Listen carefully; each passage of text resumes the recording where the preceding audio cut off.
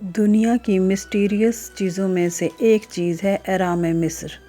آج ہم انہی سے جڑے چند حقائق اور چند عجیب و غریب چیزوں کے بارے میں بات کریں گے جو وہاں سے دریافت ہوئیں۔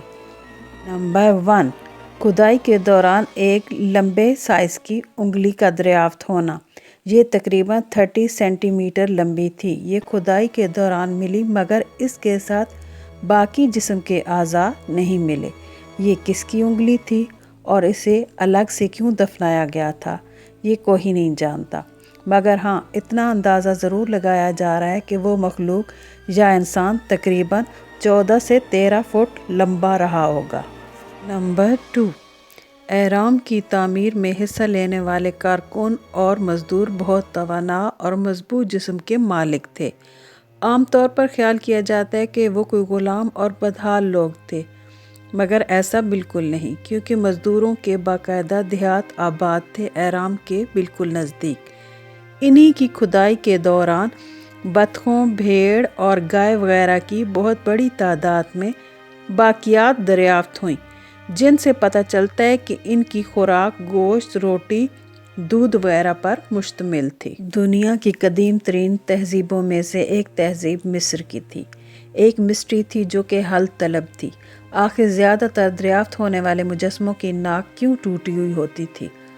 پہلی نظر میں یہ عام سی بات تھی کہ ہزاروں سال گزرنے کے بعد ممکن ہے کہ نوادرات ٹوٹ پھوٹ کا شکار ہو گئے ہوں، لیکن ایسا ہرگز نہ تھا۔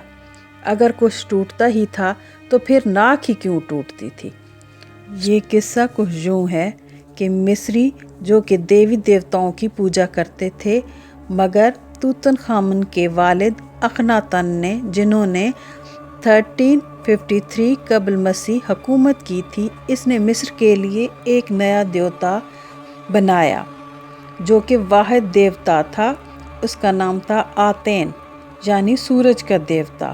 سب مصریوں کو کہا گیا کہ وہ باقی دیوتاؤں کی پوجا چھوڑ کے ان کی عبادت ترک کر دیں اور بس اسی کو مانیں، مگر صورتحال اس وقت الٹ گئی جب اخناتن کی موت واقع ہوئی۔ مصری عوام اپنی روایتی عبادات کی طرف لوٹ آئے۔ مصری عقیدہ تھا کہ دیوی دیوتا اپنے جسموں میں سما جاتے ہیں، ان کی روحیں واپس آ جاتی ہیں۔ اسی طرح طاقتور بادشاہ اور کوئن کی روحیں بھی اپنے مجسموں میں لوٹ آتی ہیں، کیونکہ وہ اپنے مجسموں میں زندہ ہوتے ہیں۔ ان کی روح کو ختم کرنے کے لیے، اس دنیا میں آنے سے روکنے کے لیے وہ یہ طریقہ اختیار کرتے تھے کہ ان کی سانس کو روک دیا جائے۔ روح کو جسم میں مارنے کے لیے اور اپنے ناپسندیدہ دیوتاؤں سے پیچھا چھڑانے کے لیے وہ ان کی ناک توڑتے تھے۔ نمبر 4، اسکریمنگ ممی یعنی چیختی ہوئی ممی۔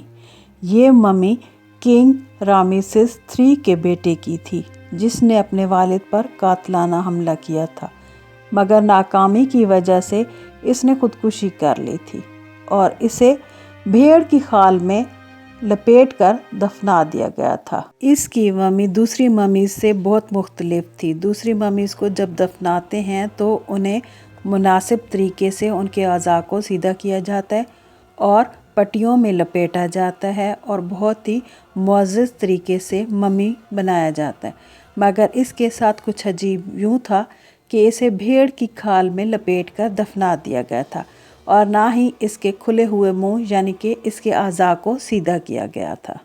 شاید یہ سلوک اس کے ساتھ اس کی سزا کے طور پر کیا گیا ہو۔